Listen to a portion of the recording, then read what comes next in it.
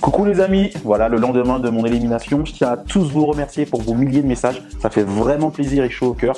Vous êtes été très nombreux donc sur Twitter, Facebook, Snapchat, WhatsApp, messages, tout ce qui est possible et inimaginable à envoyer des messages. C'est très touchant et je vous remercie du fond du cœur. Mais c'est pas parce que je suis sorti qu'on va arrêter les vidéos. Vous êtes nombreux également à avoir dit il faut continuer. On aime ce que tu fais, donc on est ensemble, on continue, débrief tous les vendredis et on va continuer à soutenir l'équipe. Voilà, on lâche pas. On va parler de l'épreuve de confort, voilà, le cochon pendu, vous l'appelez comme vous voulez, en tout cas on est suspendu à une corde. Quand Denis nous a dit la salade de fruits, la douche encore je m'en fous, mais la salade de fruits, combien de temps j'ai pas mangé un truc pétillant en bouche, une explosion comme je dis, on était obligé de gagner. Candice, Beryl qui était au plus mal, la souffrance, Juju.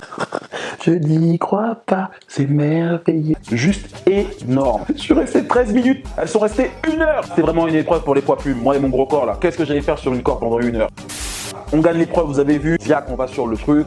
On arrive, la salade de fruits. Soudain, Bruno casse un bout de bol et fait tomber la récompense, la salade de fruits par terre.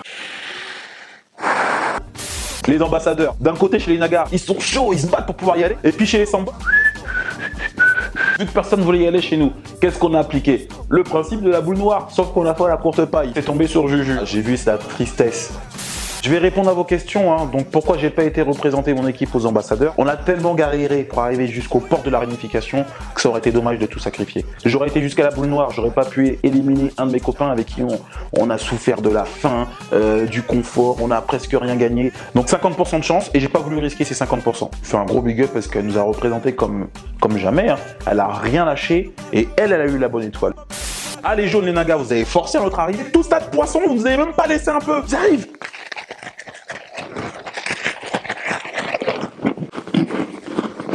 Vous avez mangé comme des sauvages, comme si ça faisait, je sais pas, 20 jours que vous n'avez pas mangé, alors que c'était kilomètres chez vous.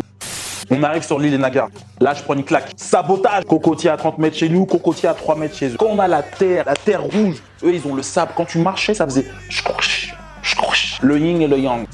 On savait très bien, il y avait 3 personnes qui étaient wanted. Candice, Benoît et moi. On était un trio, il fallait qu'ils fassent péter le truc. Donc en danger, dès mon arrivée sur l'île.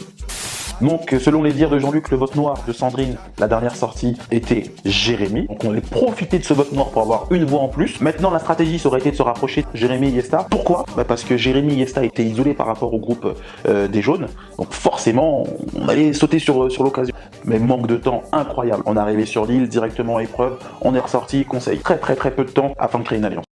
Bon, on va parler de la descente aux enfers. Donc ce qu'on voit pas, c'est que dans l'après-midi, je m'étais rapproché de Yannick. Donc je faisais un petit peu ma fouine, lui demander mais vous allez voter contre qui? Et il m'avait dit non, qu'il comptait voter tous les Nagas contre Benoît. Forcément, moi je vais voir mon gars sûr. Et moi je me sentais pas en danger pour le coup. On arrive au conseil et là, tout le monde va voter. Mais on voit qu'ils prennent du temps à écrire un prénom. Lo, c'est 3 lettres. Benoît, c'est 6. On se regarde avec Benoît. Petit hochement de la tête, faut sortir le collier. Premier nom sorti, je vois écrit Lo. Là, je me dis aïe.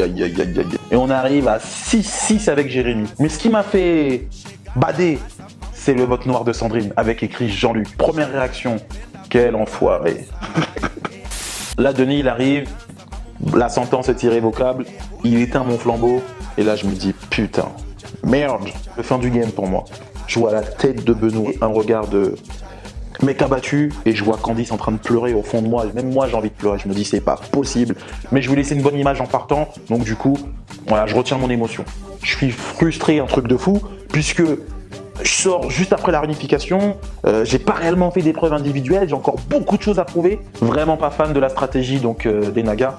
Ça aurait été moi, j'aurais voulu me confronter avec les plus forts à la fin. Quand les jaunes annoncent au conseil qu'ils vont pas forcément voter contre le moins méritant, là je me dis c'est chaud pour moi, quand même pour moi. Ils ont voulu couper court parce qu'ils se sentent en danger, voilà. En tout cas, quoi qu'il en soit, en dehors de mon élimination, Koh-Lanta c'est une aventure exceptionnelle. On fait des rencontres de fous, on passe des moments inoubliables. J'ai connu la vraie fin, faut pas l'oublier ça. Je vous donne rendez-vous vendredi prochain avec un autre débrief, mais cette fois-ci à la même place que nous.